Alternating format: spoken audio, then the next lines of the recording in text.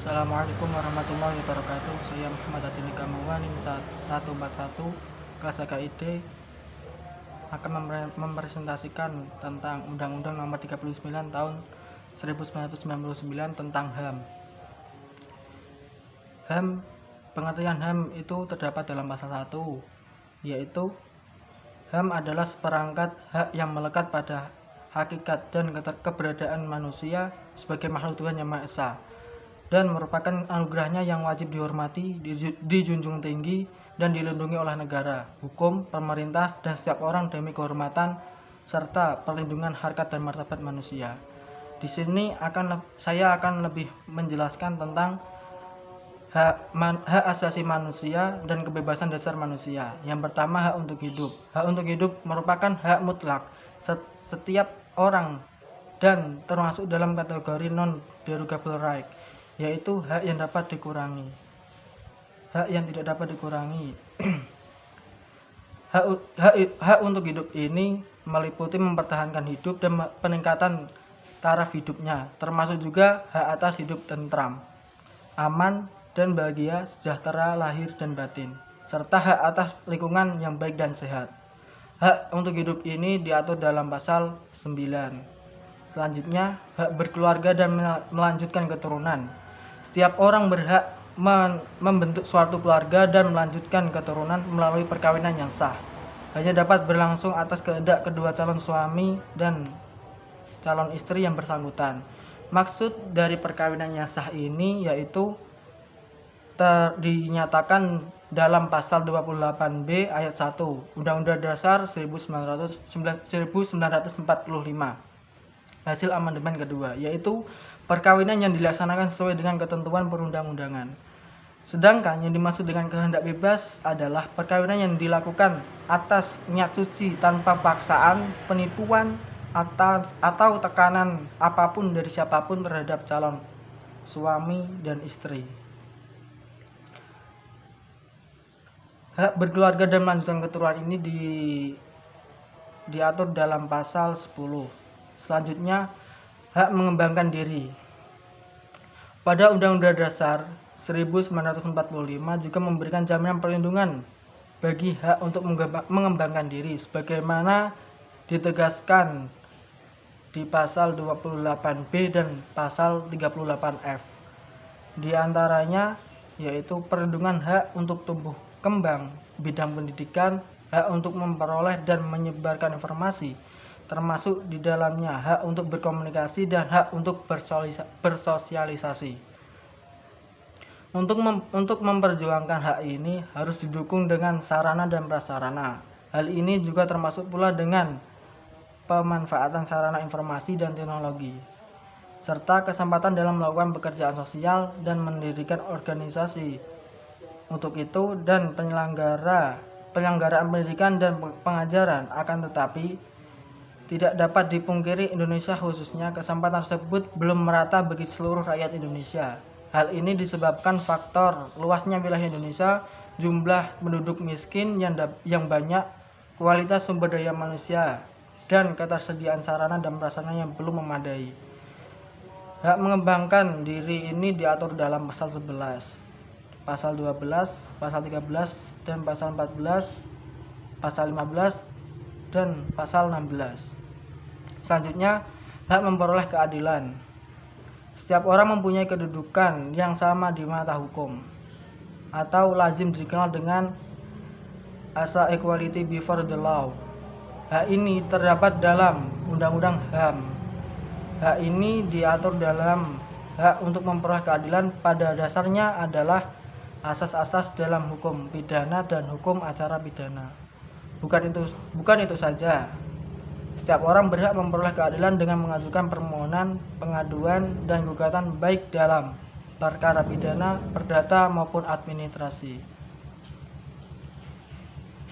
Hak memperoleh keadilan ini diatur dalam pasal 17, 18, dan 19.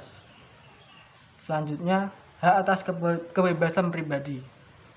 Hak atas kebebasan pribadi ini hak yang paling mendasar bagi setiap orang karena menyangkut dengan hak untuk menentukan nasib sendiri. Dari berbagai hak yang dilindungi dalam HAM, hak atas kebebasan pribadi dan hak kebebasan berekspresi, mengeluarkan pendapat, berserikat, dan berkumpul adalah hak yang paling penting. Meskipun demikian, bukan berarti ada hak-hak yang lain yang dilindungi oleh hak atas kebebasan diri seperti hak untuk tidak diperbudak, hak untuk memeluk agama, hak kewarganegaraan, dan bertempat tinggal.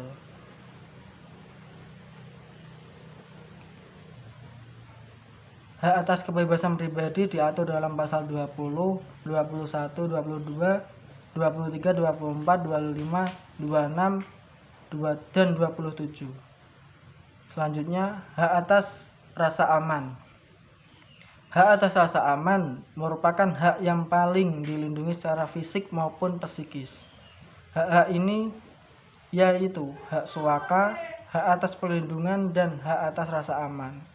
Hak untuk bebas dari penyiksaan dan perlakuan sewenang-wenang. Hak ini diatur dalam pasal 28, 29, 30, 31, 32, 33, 34, dan 35. Selanjutnya, hak atas kesejahteraan. Hak atas kesejahteraan ini sangat berkaitan dengan hak-hak yang terdapat dalam Kovenan Internasional tentang hak ekonomi, sosial, dan budaya. Hak atas kesejahteraan ini diperjuangkan oleh bangsa-bangsa sosialis dengan sangat gigih. Hak ini lebih prioritas kepada kaum buruh, sebab seiringnya berkembangnya zaman, pada praktiknya hak-hak kaum buruh diperlakukan dengan sewenang-wenang, sehingga wajar apabila lebih prioritas kepada kaum buruh. Akan tetapi, hak atas kesejahteraan ini berlaku bagi siapapun, tidak hanya kepada kaum buruh, karena jaminan atas kesejahteraan ini tidak ada diskriminasi. Untuk itu, hak atas kesejahteraan ini diatur dalam pasal 36, 37, 38, 39, 40, 41, dan 42.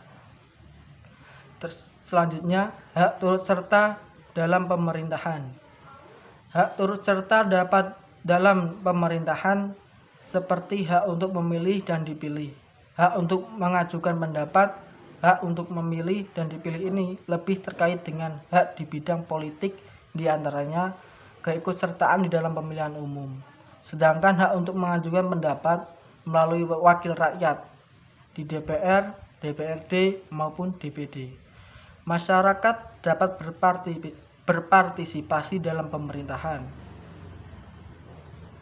Hak turut serta dalam pemerintahan ini diatur dalam pasal 43 dan 44. Selanjutnya, hak wanita. Wanita digolongkan dalam kelompok masyarakat rentan mendapat tempat khusus dalam pengaturan jaminan perlindungan hak asasi manusia dalam Undang-Undang HAM. Pada umumnya, hak yang diberikan wanita itu sama dengan hak-hak yang lainnya.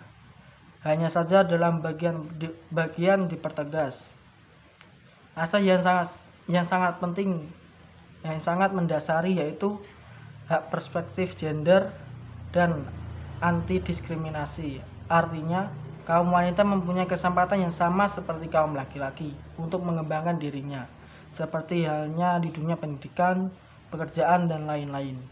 Hak wanita ini diatur dalam pasal 45, 46, 47, 48, 49, 50, dan 51. Selanjutnya, hak anak. Hak anak telah dilindungi sejak masih dalam kandungan. Hak-hak fundamental anak dibagi menjadi 4 kategori, yaitu hak untuk bertahan hidup atau survival right. Yang kedua, hak untuk mendapat perlindungan, protection right. Yang ketiga, hak untuk tumbuh kembang, development right. Yang keempat, hak berpartisipasi, participation right. Hak ini diatur dalam pasal 52, 53, 54, 55, 56, 57, 58, 59, 60, 61, 62, 63, 64, dan 65. Selanjutnya, HAM perspektif Islam. Islam membicarakan tentang HAM merupakan pemberian dari pencipta karena manusia diberikan keistimewaan atau kemuliaan. Quran Surah Al-Isra ayat 70. Allah juga mengangkat harkat dan martabat manusia dengan menjadikannya sebagai khalifah di muka bumi. Quran Surah Al-Baqarah ayat 30. Nabi diutus sebagai pembawa rahmat bagi semesta alam. Quran Surah Al-Anbiya ayat 107. Untuk mewujudkan risalah tersebut, Islam menanamkan teologi monoteisme. Teologi ini mampu memberikan inspirasi dan inovasi jauh ke depan bagi terwujudnya rahmatan lil alamin. Sebab pengakuan atas teologi monoteisme berarti juga mengokohkan sikap independensi dengan menegaskan bahwa segala bentuk kekuasaan adalah milik Allah.